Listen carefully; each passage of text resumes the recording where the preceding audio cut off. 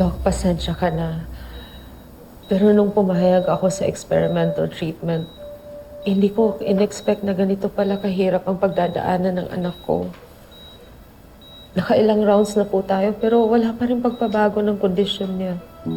Mrs. Torrecampo, you have to be patient. We're doing our best para mapagaling ang anak ninyo.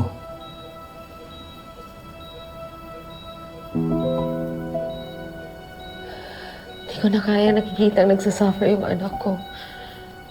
Pasensya ka na pero hindi na namin tatapusin yung treatment. Babalik na lang kami sa Pilipinas to consider other treatments. I respect your decision and I'll make the necessary arrangements. Excuse me.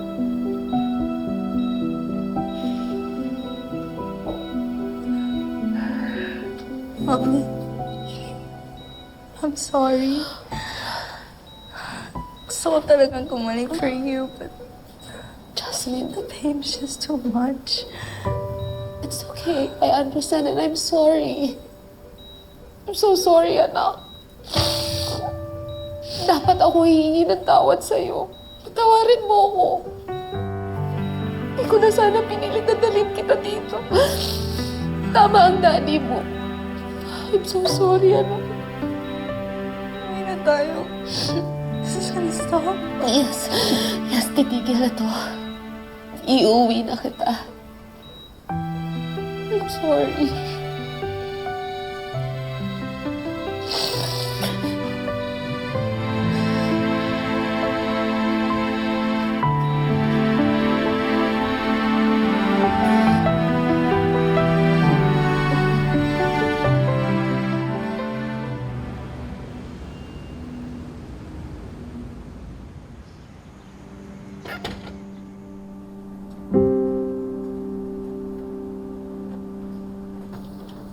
Jasmine! Sorry po, Tita Marge. Kamusta na po kayo? Magaling ka na ba? Nag-work ba yung treatment?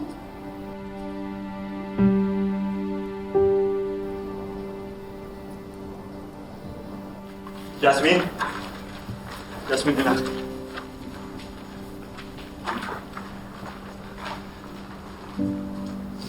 It's so nice to have you home, Apo.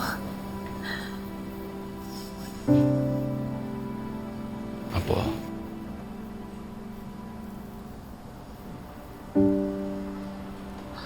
Oscar, pakidala na lang si Jasmine sa kwarto niya. Kailangan na niya magpahinga. Oh, Jasmine! Jasmine. How are you? I'm glad you're back.